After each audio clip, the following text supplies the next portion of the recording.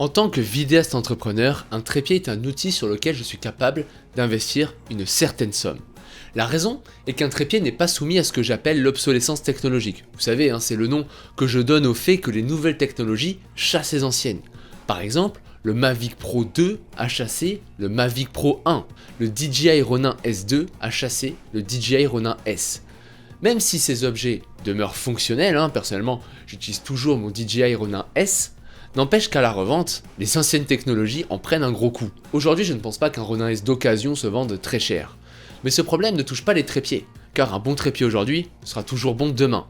Et probablement que si vous achetez un bon trépied aujourd'hui, vous le garderez toute votre vie de vidéaste. Mais sur quoi on peut juger un bon trépied ? Moi, en tant que vidéaste entrepreneur, il y a deux critères majeurs sur lesquels je vais juger un bon trépied.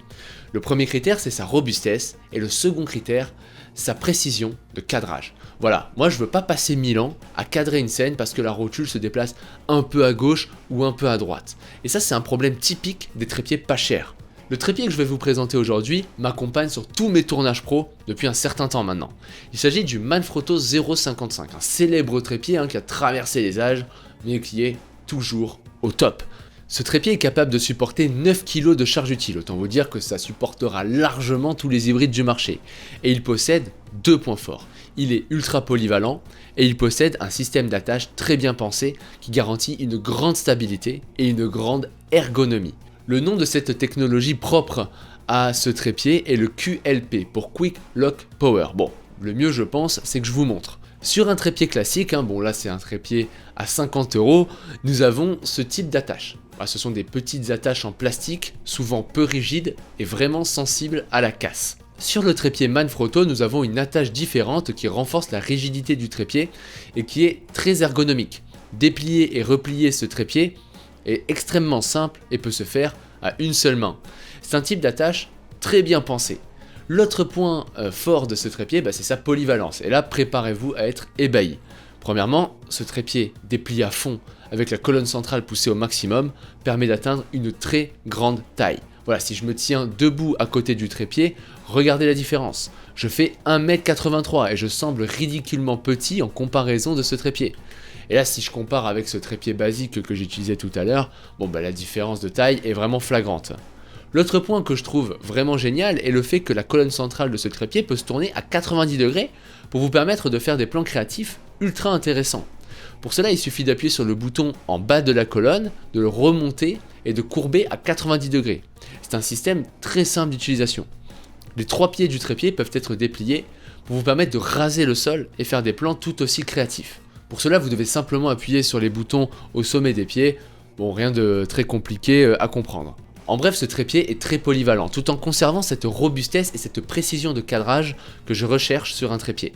Côté finition, franchement, on est bien servi. Le trépied a une belle finition, il est sobre et élégant, il existe en deux versions, une en aluminium et l'autre en carbone. Dans les deux cas, tout est parfait. Si vous voulez une preuve de sa robustesse, regardez, le trépied que je vous montre, je l'utilise depuis plus de 6 mois déjà, et plusieurs fois par semaine. Et regardez, il n'y a aucune trace d'usure, rien. Alors que, franchement, je vous le dis, je fais pas tout le temps attention de ne pas l'abîmer. Vous pouvez remarquer que ce Manfrotto possède un grip sur le haut des pieds, ce qui vous permettra de l'avoir bien en main lorsque vous le portez à main nue et limiter les glissements accidentels. Mais un trépied seul n'est pas utile, si vous voulez y fixer votre caméra, il vous faudra une tête de trépied. Celle que j'utilise personnellement, c'est la rotule de chez Manfrotto MHX Pro 3W.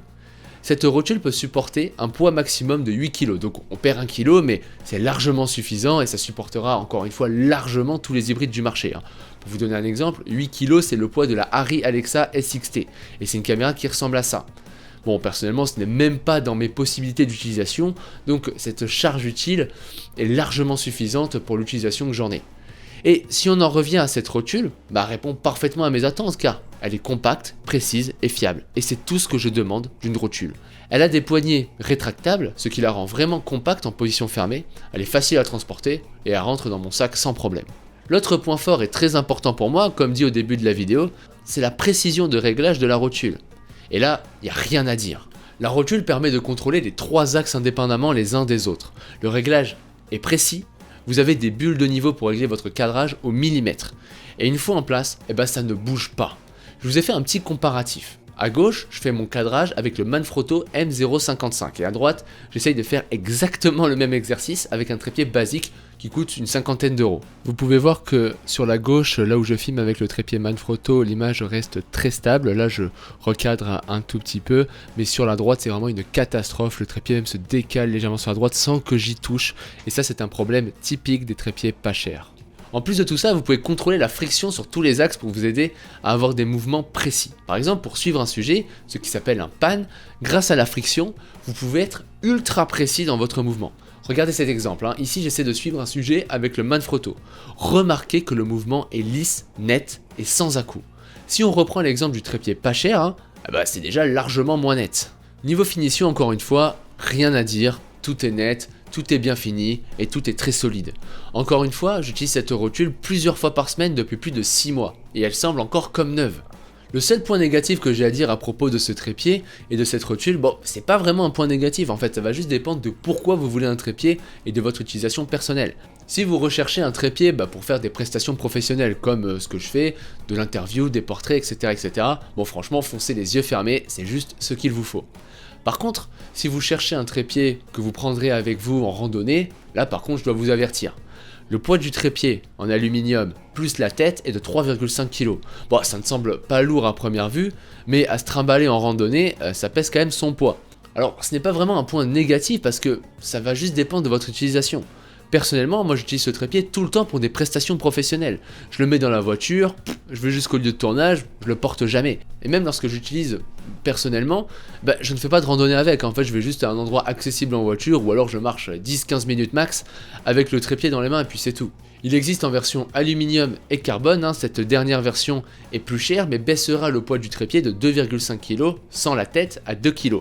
Ça reste quand même assez lourd. J'espère que ce nouveau format vous a plu, dans la description vous retrouverez tous les liens des articles présentés dans cette vidéo. Pour ma part je vous laisse là, je vous dis à bientôt et bon courage dans vos projets.